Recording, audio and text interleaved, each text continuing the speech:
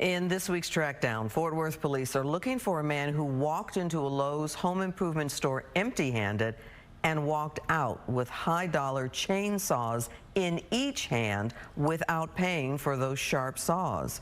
Fox 4 Sean Rad has the crystal clear video Fort Worth police want you to see.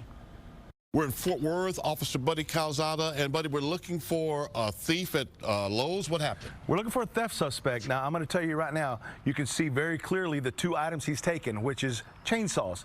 But more than that, you can see the clarity of this person's face. What happened? He walked in, it was about 8 o'clock at night, walked in, grabbed two chainsaws, had a little trouble getting them off, thought they were locked on there, grabbed them both, looked at the other one, and walked right out the store. Was confronted by an employee who said, you know, go ahead and stop, but walked right past all points of sales and stole about $1,000 worth of equipment right in each hand. Let me ask you, based on the clarity of this video, if you know him, will you know him? That's the key thing in here. Not only are you going to know him, but you're going to see how clear this video is. You're going to know who he is. You ever count the hairs on his beard? That's how clear this video is. So you can see the clear pictures of his face. On his outside of his left hand, he's got a very distinct tattoo of a blue star here that you guys are able to see as well. So you'll see his face, but you'll also see that tat on his left hand. Yes, put all the clues together and we're going to know who this individual is. The video is so clear that if he's watching, sees himself on TV, he might try to change his appearance. I think what he's going to do is end up literally cutting off that beard to change his the way he looks. But still, if you know him, you'll know him. You're going to know this individual. What do you need? I'll tell you, it's real easy.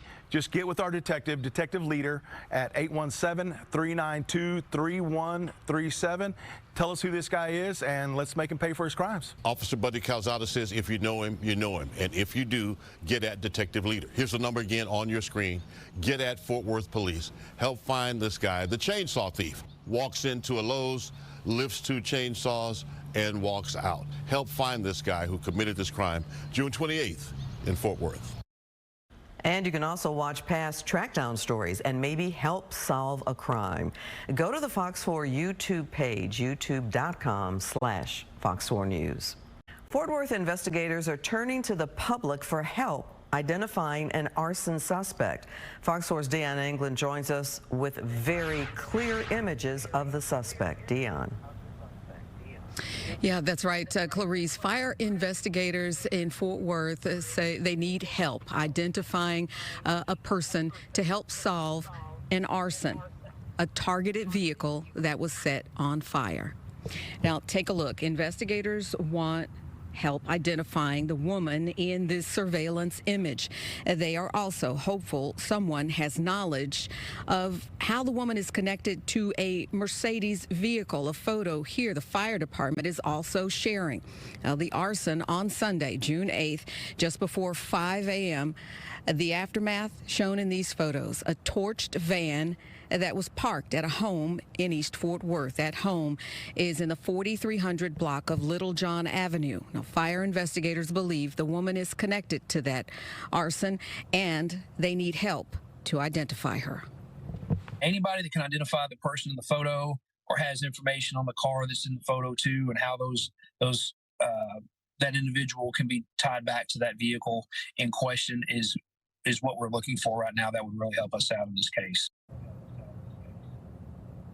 Well, fire officials, in order to protect the integrity of the investigation, say they are not revealing specific details about the case. They do say the van was about to be retrofitted by a third party to become a delivery vehicle. But again, investigators are making it clear they believe the torched vehicle that was in front of that home in East Fort Worth was targeted, and it was not a random situation. If you have information to help fire officials identify the woman shown in the photo, you're urged to give the Fort Worth Fire Department a call right away. That's the very latest live. Clarice, back to you. Dion, thank you. Yes, Dan, the fire force started to shut down all downtown trains last night. Now, we've just received that update, and as you could just see behind me, some of those lines are back up and running, but riders will face some significant disruptions. Now, if you're heading from the north to downtown Dallas, there's no train service south of Mockingbird. Riders will have to take a shuttle from Mockingbird City Place, Deep Ellum, and Pearl stations to downtown Dallas. There's limited rail service between some of the stations downtown. Riders will want to check the DART website for those details. Now on Wednesday, in video taken from passengers, you could see the train car engulfed in smoke and flames.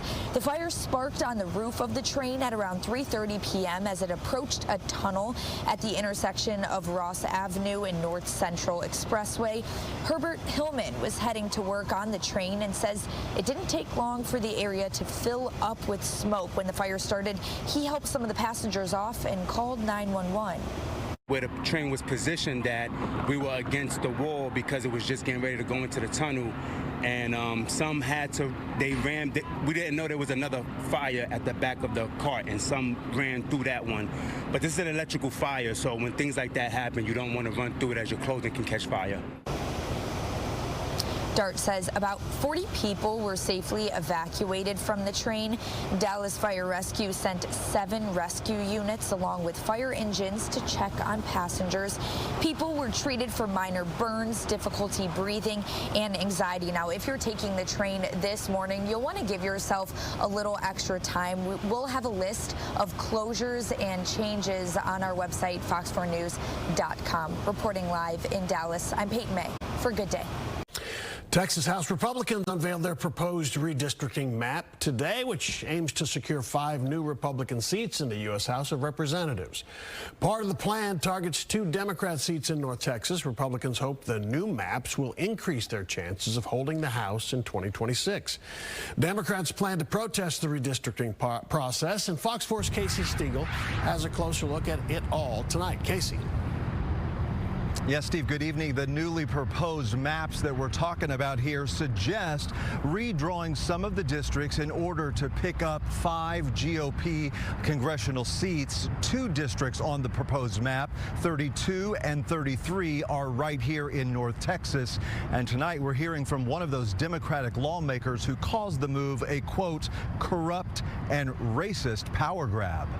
Congresswoman Julie Johnson is no stranger to politics. After serving 6 years in the Texas House of Representatives, last year voters promoted her to Washington, elected to serve Texas's 32nd congressional district, which encompasses much of East and Northeast Dallas, plus parts of Collin and Denton counties. My current 32 is very compact. It's very urban. I don't have a single rural area in that. I don't think there's a single plot of farm in 32 currently. Now, under the proposal, Johnson's turf would be taken out of Dallas County and include a large portion of East Texas. The freshman congresswoman says those revisions are designed to favor Republicans. And it's just ridiculous, and it's partisan gerrymandering. It's dirty politics at its worst. A sentiment echoed by Democratic Congressman Mark Veazey, whose current district, number 33, would be reshaped to exclude all of Tarrant County, which he's represented for more than a decade. Republicans are trying to redraw those districts to take the Fort Worth part of Veazey's district out, strand him because his home will no longer be in the district, and knock him out of Congress. Maybe Julie Johnson can run in the newly configured district, but they might have to run against each other. In Central Texas, districts 35 and 37 would essentially merge, forcing 2 Democrats, Greg Casar and Lloyd Doggett, into a primary battle.